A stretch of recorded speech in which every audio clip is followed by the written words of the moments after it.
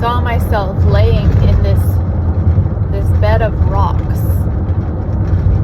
these smooth round rocks, and I was aware that underneath the smooth round rocks there was this big thick rock, just 10 feet in diameter around me.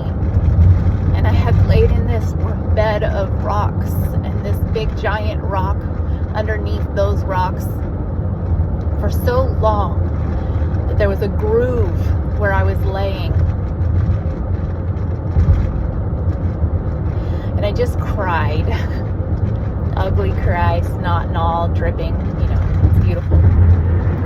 And I have family, 3 kids, 4 cats, a husband, distractions. And so once I was done crying and I calmed down and cleaned up a little and went on and did my things. And then later when I was in the shower, I was like, Lord, I didn't get a chance to see where you were in this bed of rocks. I know you're there with me, and I know you want to show me things I'd like to see. And the first thing that I became aware of was his tenderness, his heart of tenderness and love towards me. He wasn't mad at me for all of the regret and how I had gathered in it and how I had laid down in it,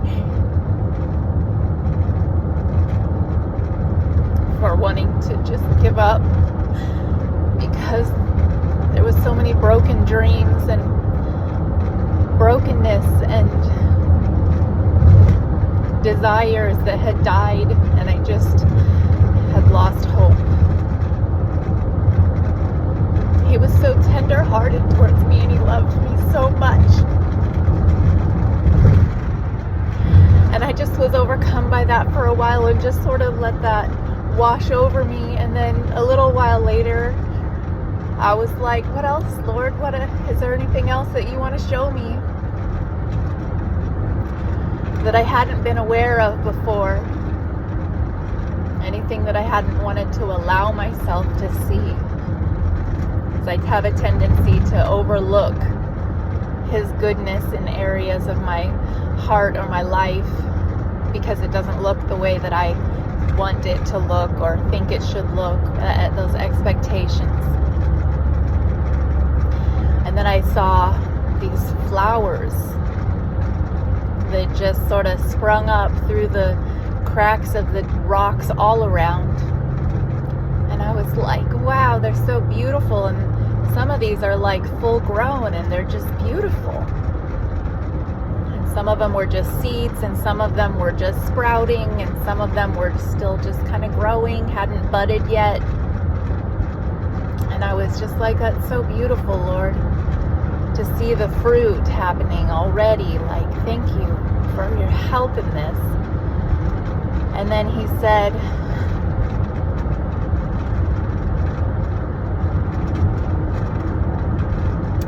if there's flowers, then you know there's soil, right?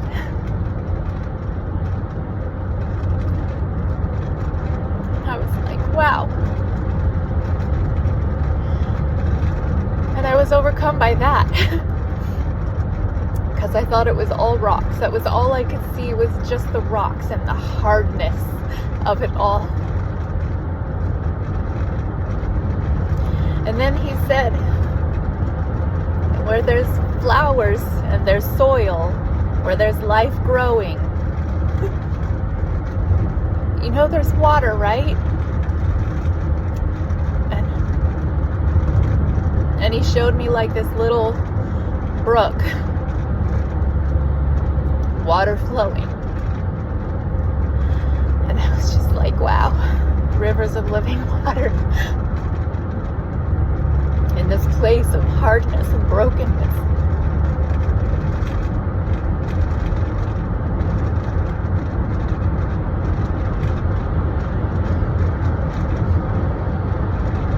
And then she said,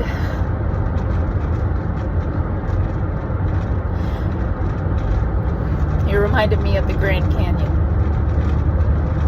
And he said, you know how things were created. The water over time washed away bits and pieces here and there. And I let that just wash over me for a while, because like, wow.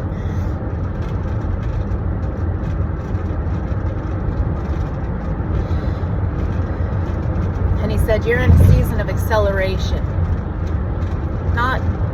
Not fast, hurry, go, go, go, but acceleration. It's not going to take thousands of years for this to happen. For the growth and the life and the hard parts to be washed and to become soft, to become minerals, to feed other gardens, to grow more flowers and more fruit, more vines and moss and places for other things to be able to find food and water and life and love from. So if there's anyone listening to this who has had a life full of regrets, and all you can see is brokenness, you're not alone. You're not alone in your bed of rocks. And there's more there than what you've been willing to see.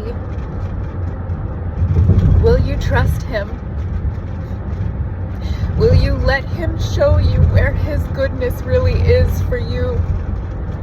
Will you let him show you the tenderness of his heart towards you? Will you let him wash you? To wash the hard places, the hurt places. Will you let him be there with you in the midst of it?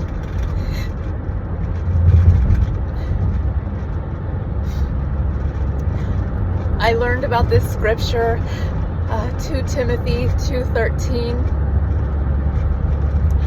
and it has become a foundational place of when I can't believe for help or trust that he would forgive me or that he would love me when I've done certain things, or when other people have done certain things to me or towards me, and I just feel so defiled for whatever reason, and the faith isn't there to trust that his love is real for me in that place. The foundational scripture is 2 Timothy 2:13. Even when I'm faithless, he remains faithless. He remains faithful, because he cannot deny himself. And what he showed me about that is when I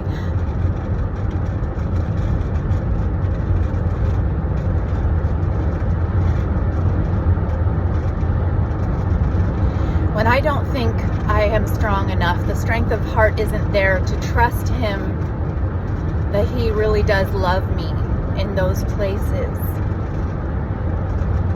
he will be faithful to me. And it's not because of me, it's because he will not disregard or turn aside his son's sacrifice, the complete work of the cross, that he died not just for me, but died as me. He's given that to me. And he did it for love.